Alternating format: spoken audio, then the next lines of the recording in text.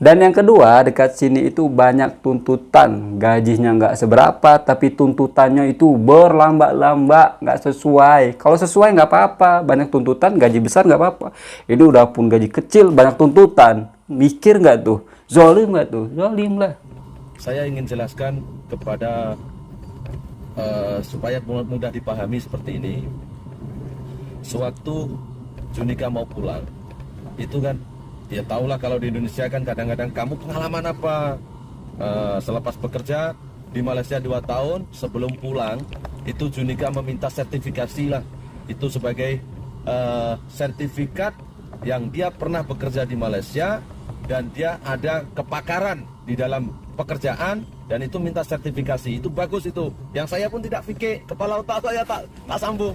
Jadi mungkin nanti Kemungkinan nih, kalau misalkan si Revi minta surat kepakaran, lepas tuh dia ingin melamar pekerjaan dekat Indonesia, lepas tuh calon bosnya itu tengok, oh dulu dia pernah kerja di Malaysia, pengalamannya 2 tahun, mesti langsung diterima. Karena intinya itu pengalamannya, apalagi dia pernah kerja di luar negara, coba. Bukan di Indonesia, di luar negara. Pasti bosnya itu banyak mempertimbangkan. Oh luar biasa, idenya cerdas. Dia mau pulang minta surat kepakaran untuk bekal suatu saat ketika dia ingin melamar kerjaan di suatu syarikat dekat Indonesia. Dia cukup menunjukkan bukti dia pernah kerja di Malaysia. ke depan teman-teman kalau betul-betul confident ada maksudnya ya bahwa pekerjaan kamu itu bagus, minta satu surat yang dari kepada company mengesahkan kamu pernah bekerja di sini, Iya. di company ini, supaya di Indonesia nanti Saya yakin langsung kamu diterima, pernah kerja nggak di susah. mana? Oh, di SIPEC misalkan. Kamu sebagai apa? Apalagi saya pengalamannya sebagai di luar account. negara. Jadi minta itu daripada sijil itu accountant supaya mudah Certification diterima jobs. bekerja di Indonesia. Dan yang paling bagus lagi tadi Kak Junika bilang, dia cakap bos masa dimintai untuk membuat sertifikat itu. Bos terus cakap, oke, I will prepare for you. Oke, saya akan buat. Malahan si Ini bosnya kata-kata. sokong Jadi, loh.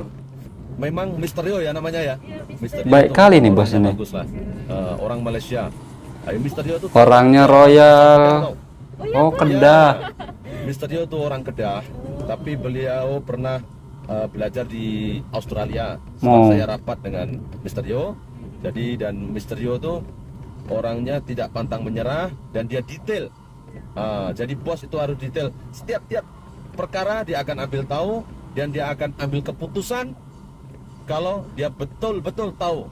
Kalau dia sedikit tak dapat jawaban, dia tak akan ambil keputusan. Oleh itu dia menjadi bos yang bagus lah. Dia mengerti apa yang diinginkan dari pekerja dan pekerja akan selalu merasa nyaman kalau bekerja dengan dia. Itulah kelebihan Misterio orang Malaysia ya, bos Malaysia.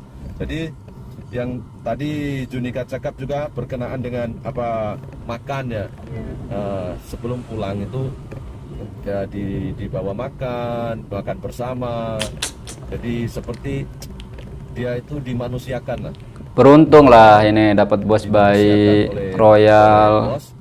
Walaupun pekerja kadang-kadang kan bos tuh melihat kita itu sebagai pekerja ya, tapi rasanya kalau ini macam saya nak menangis lah.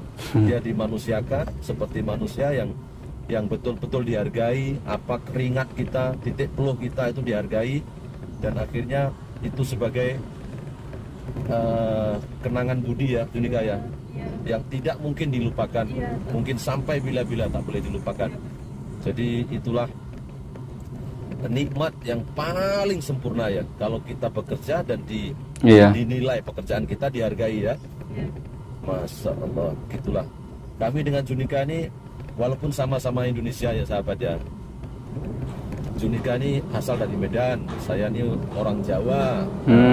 Si Mas ini orang Jawa. Medan tuh kalau matanya bising kali. Nama slang Medan tuh memang tak boleh hilang lah. Tapi kalau sebab saya sudah lama di Malaysia, saya dapat tangkap lah apa yang dia cakap. Sebab Junika macam ni, sebab penonton saya ni ramai orang Malaysia, dan ada juga orang Indonesia, tapi ada juga TKI yang di luar negeri itu menonton video saya. Jadi alhamdulillah sekarang itu sudah 1.200 subscriber. Yes, matur suwun, subscribe lah. Kita subscribe. Ya saya taruh linknya di deskripsi video ya. Ini saya upload supaya menjadi referensi kepada TKI yang lain dan juga menjadi fakta bahwa Malaysia adalah bumi yang bertuah. Malaysia adalah tempat kami menumpang kasih, menumpang hidup, menumpang mencari rezeki. Dan saya ucapkan terima kasih untuk rakyat Malaysia yang sudi berkongsi ya, sudi berkongsi rezeki yang tidak berbelah bagi. Karena kamu tahu tak Junika, kamu kan kalau tiap minggu, tiap bulan itu kan beli beras. Ya, rupanya Junika, saya mau kasih tahu lah, beras di Malaysia itu disubsidi oleh pemerintah tahu. Masya Allah. Beras yang kamu beli RM2.60 itu harganya itu sebenarnya sudah RM4 tahu 1 kilo. Tapi itu untuk rakyat Malaysia dia cuma RM2. RM2.60. Tapi pernah tak Junika kalau pergi supermarket ditanya kamu orang mana? Tidak pernah kan? Tidak pernah. Jadi harga pun sama kan, RM2.60. Jadi itu Masya adalah Allah. satu kelebihan ya. Pemerintah Malaysia itu tidak kira kamu orang mana, tapi ini adalah makanan pokok yang harus dimakan setiap hari. Jadi subsidi itu dibagi kepada orang asing juga, kepada saya, kepada Junika orang Indonesia nih. Dan yang kedua, kamu tahu tak minyak masak ya? Minyak masak yang 1 kilo itu pernah beli tak? Pernah, itu yang paket sangat murah. Ya, Berapa coba? paket itu 1 kilo. 1 kilo itu kalau di Indonesia itu sekarang 16.000 tau. 16.000 kalau dirupiahkan itu sama dengan RM3.50 tau. 16.000 atau RM4 lah katakan. RM4 itu di Malaysia itu saya orang asing, orang bukan orang Malaysia itu kalau beli di supermarket itu dengan harga RM2.50 itu sama dengan RM7.000 saja tau. Jadi RM7.000 itu sepatutnya dinikmati oleh rakyat Malaysia Junika. Jadi tapi karena apa ya, justice for all, bahasa Inggris. Jadi apa keadilan tuh untuk semua. Jadi tidak mengira lah kalau daripada makanan, kerajaan Malaysia pun bagi harga yang sama dengan kami. Jadi selama itu kamu sudah menikmati subsidi setiap bungkus yang kamu makan itu RM1 tau. RM1 itu yang seharusnya untuk rakyat Malaysia, tapi dibagi kepada rakyat Indonesia. Tidak membeda-bedakan. Tapi di Indonesia kita tinggal di negara sendiri dengan harga 16.000. Ada tak keadilan itu, Junika? Betul apa adanya yang dicakap Mas ini sama Kak Revi ini. Kalau dekat Indonesia itu dari segi harga tidak dikawal. Saya bagi contoh saja, minyak masak. Minyak masak dekat Indonesia sekarang ini naik harganya mencecah kalau tak silap ya terakhir itu sampai RM4 sampai RM5. Sekarang nih minyak masak tengah melambung tinggi. Ada aja setiap tahun itu naik. Kalau nggak bawang, cili. Kalau nggak gula, minyak. Ada aja kalau setiap tahun itu pasti naik. Heran ya, tidak ada kawalan harga. Padahal di Indonesia itu banyak pokok sawit. Kok bisa minyak masak itu mahal? Kalau misalkan tidak ada, wajar mahal. Ini berlambak tuh, pokok sawit. Dekat Kalimantan, Sumatera. Masa iya? Bisa gitu ya? Heran, Pi. Tak ada kan? Tak adil, tidak adil. Ini bukan marah, bukan mengutuk, bukan apa kita apa marah dengan kerajaan Indonesia, bukan. Tapi inilah keadilan. Jadi kalau nak buat tuh bagilah adil. Kami nak minta keadilan saja juga ya. Jadi yang berbuat macam itu nampaknya orang-orang bawah ya. Betul. Yang bermain harga bagi rakyat kan. Itu sebenarnya kami ini rakyat kecil, kami tidak minta dibagi tiap-tiap bulan. Iya. Minta free, tak payah. Setidaknya harganya itu dikawal lah. Berikan kami pekerjaan, berikan kami kemudahan, berikan kami keadilan. 3 saja, pekerjaan, kemudahan, dan keadilan. Keadilan, betul. Oleh, dari sana kami tidak akan minta macam-macam lah ya. Jadi kami pun akan jaga diri kita sendiri. Kami pun akan hidup dengan cara kami sendiri. Kami tak akan kacau lah. Jadi kamu tahu lagi tak itu apa nama banyak lagi yang tepung ya. Tepung itu di Malaysia itu tepung gandum, tepung terigu, tepung itu semua disubsidi oleh kerajaan Malaysia. Dan kok bisa sih? lagi itu kalau kita belanja tidak pernah ditanya kamu orang mana.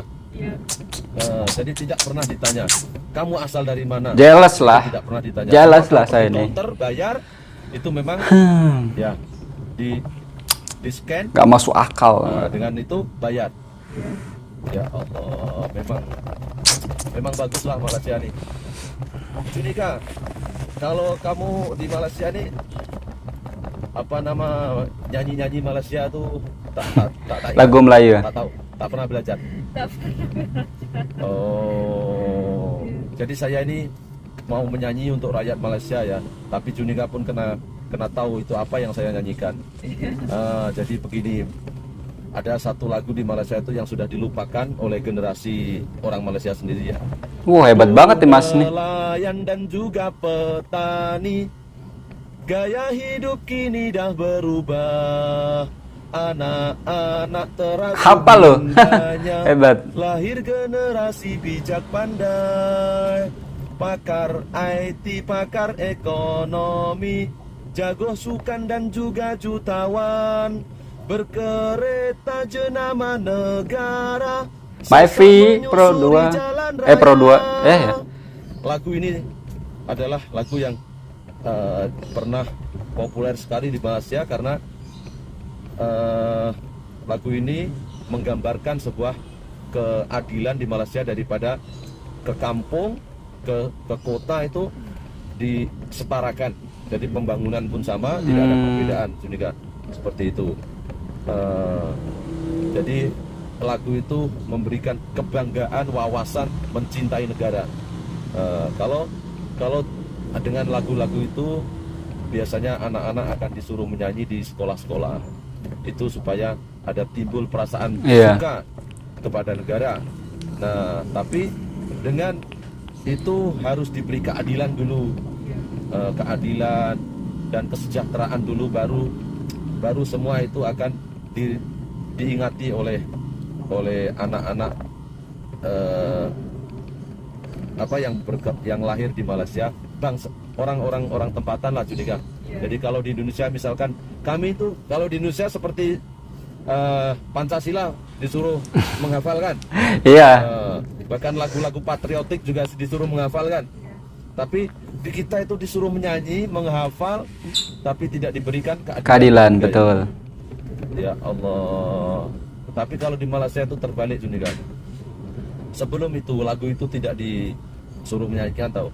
Tapi pemerintah di Malaysia itu memberikan keadilan dulu, memberikan kecukupan. Baru dinyanyiin. Baru lagu itu dinyanyikan. Dem, Masya Allah.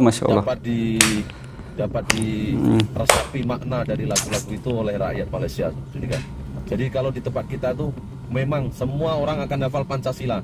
Junika hafal Pancasila tak? Tengok, Coba. semua hafal Pancasila, ketuhanan yang Maha Esa. 2, kemanusiaan. Saya adil dan beradab. 3, persatuan Indonesia. Persatuan Indonesia. 4, Tentang yang dipimpin hikmah kebijaksanaan dalam pemusyawaratan dan perwakilan. 5, keadilan sosial bagi seluruh rakyat Indonesia. Sosial bagi seluruh rakyat Indonesia. Aduh. Tapi tidak adil. Yang saya sayangkan, yang kita sayangkan, saya dengan Junika ini ya. Yang kaya makin kaya ya, Junika. Di sini saya bukan menyalahkan pemerintah pusatnya, tapi orang-orang bawah-bawahnya itu. Kita disuruh Macam menghafal, ketua kampungnya. anak-anak kita, adik-adik kita disuruh menghafal saja. Tapi jangan marah lah kalau kami cakap apa yang betul. Kami memang Ngapain marah ya, Heran? Kita ngomong, kita cakap sesuai kenyataan, fakta. Kita tuh Heran yang marah-marah itu. memuji, tapi tak ada Muhasabah. barang tuh yang betul. Macam mana mau memuji? Oh. Sedangkan kita mau hafal dengan lagu negara Indonesia itu dan kami akan makan dengan lagu itu, bukan kan? Kita kena bekerja. Jadi dalam video kali ini saya menyentuh beberapa isu-isu sensitif lah, seperti ini kan cakap-cakap yang bukan-bukan, tapi saya ingin berterus terang. Saya dengan Junika itu ingin berterus terang bahwa terima kasih Malaysia, terima kasih rakyat Malaysia yang sudah mau berkongsi rezeki dengan kami, dan terima kasih kerajaan Indonesia juga yang telah memberikan kami kemudahan untuk berangkat ke Malaysia. Tapi janganlah selalu macam ini, supaya di Indonesia juga harap-harap dapat membaiki diri, membuka peluang pekerjaan untuk rakyat semua ya. Amin, amin. Junika, pesanlah kepada teman-teman. Nanti kita video ini 40 menit dah. 40 menit panjang emang. Tapi saya suka dengar cerita kongsian gini. Teman-teman yang masih bekerja di Malaysia, tetap semangat bekerja, dan terima kasih buat kebaikan kalian, dimana saya merasa kalian menganggap saya sebagai keluarga kalian sendiri. Yang paling hebatnya, saya mendapat apa? Terima kasih banyak. Saya tak berpikir sejauh itu. Kalian menganggap saya sebagai keluarga ya, walaupun di setiap harinya kadang ada permasalahan. Pasti kalau ada kerikil-kerikil itu wajar, namanya juga hidup. Kita langsung Iya. memperbaikinya, mengadjust dan kembali normal. Dan terima kasih buat pelayanannya selama 2 tahun. Saya sangat menikmatinya dan saya sangat dilindungi, diberi kenyamanan, dan kalau mau pergi ke suatu tempat di mana tempatnya saya tak tahu, semua standby. Jadi saya harap nanti kalau balik di kampung pun ceritalah dengan tetangga, dengan jiran kan, Ya, ceritakan pasti. orang Malaysia itu baik. Iya, pasti. Malaysia Ya. itu memang baiklah. Iya. Jadi itulah yang ingin saya pesankan, bahwa kebaikan harus disampaikan ya. Ya, oh ya, satu lagi, ketika bekerja di tempat kerja, memang orang Malaysia itu Melayu sangat baiklah.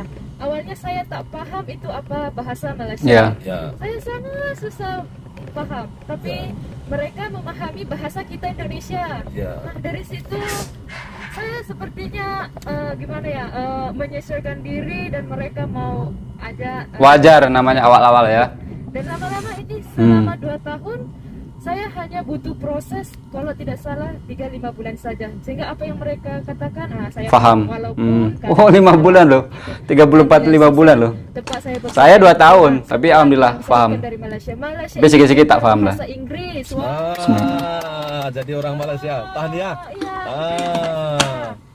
Di mana saya bahasa Inggrisnya ya sangat rendah seperti itu, tapi ketika bercakap-cakap mereka menggunakan bahasa Melayu, terus bahasa Indonesia mereka sedikit paham, terus mix dengan bahasa Inggris, semuanya jadi lengkap. Jadi di Malaysia tuh Junika dapat uang ya, Dapat uang, pengalaman, ilmu. dapat pengalaman, Iya. satu lagi dapat Ilmu, yaitu yes. percakapan ya. Iya, percakapan bahasa Inggris, karena jadi- di tempat kerja kita ada bahasa Inggris kan. Ya, Bahasa Inggris Melayu seperti Masya Allah, dapat double-double nih. Oke, Masya sahabat, Allah. terima kasih yang sudah menonton, dan jangan Ilmu lupa pengalamannya itu mahal, tahu nggak? subscribe lah. Subscribe wes. Subscribe wes. Oke, semua rakyat Malaysia, tak kira apa bangsa, Melayu kah, India kah, Cina kah, Ya, gitu. saya ucapkan terima kasih. Nandre Wanakam, thank you very much. Apalagi ya? Bahasa Cina. Ya, Syukriya, syukriya. syukriya. Cie. Nah, bahasa Cina. Thank you very much. Kalau di Malaysia 3 suku. Menurut saya yang paling mahal itu ialah pengalaman dan ilmu. Tapi yang nomor 1 itu ilmu. Kelak kalau si Revi ini punya anak, ilmunya bisa disalurkan ke anak-anaknya. Nanti anak-anaknya udah besar, udah punya anak lagi, di-share lagi macam itu. Tidak habis-habis, ilmu yang paling mahal kan.